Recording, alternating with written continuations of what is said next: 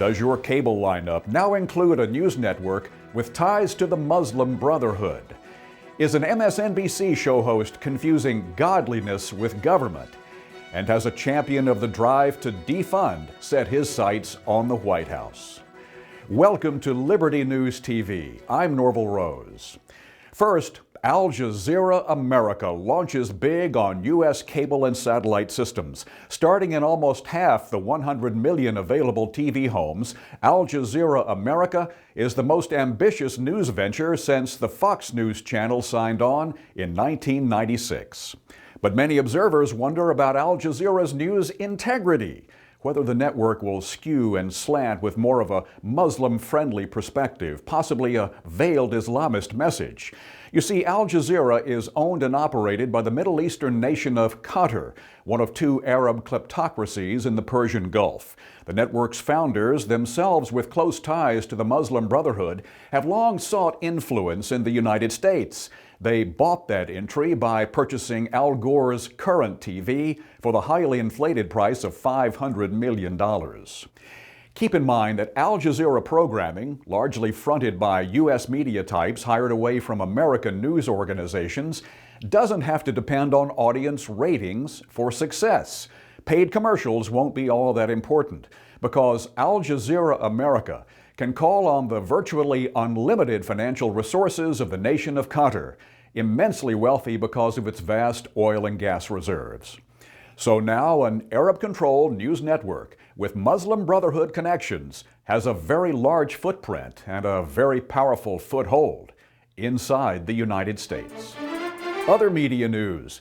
MSNBC is shifting Schultzy back to weeknights. After a brief banishment to weekend obscurity, Ed Schultz is making the move to a Monday through Friday hour. And he's marking that return with a bombastic blast at Christians. According to the fiery lib talker, you're a phony Christian if you don't fully support Obamacare.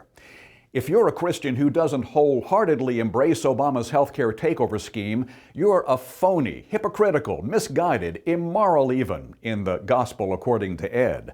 This latest rant par for the course for many on the loony left who confuse and conflate godliness with government, Christian charity with federal force, the goodness of compassion with the badness of compelling anyone to turn over their property because you somehow believe it's the right of the collective to demand and claim and confiscate what rightfully belongs to the individual.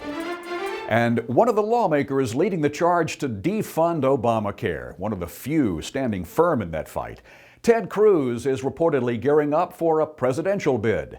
Insiders say the Texas senator is getting ever more serious about a run for the White House, putting his birth house in order, among other moves. In response to a recent flurry of questions about his eligibility, Cruz has released his birth certificate, showing he was born in Canada to an American mother, thus giving him dual citizenship. The 42-year-old Texan says he will renounce his Canadian citizenship. Cruz, Lee of Utah, and Florida's Rubio are the three conservative warriors leading what many now consider to be the charge of the right brigade, as they do bloody battle with Democrats and many in their own GOP, who criticize, even condemn, their campaign to defund. That is Liberty News TV for today. I'm Norvell Rose. Thanks so much for joining us, and we do hope to see you right back here next time.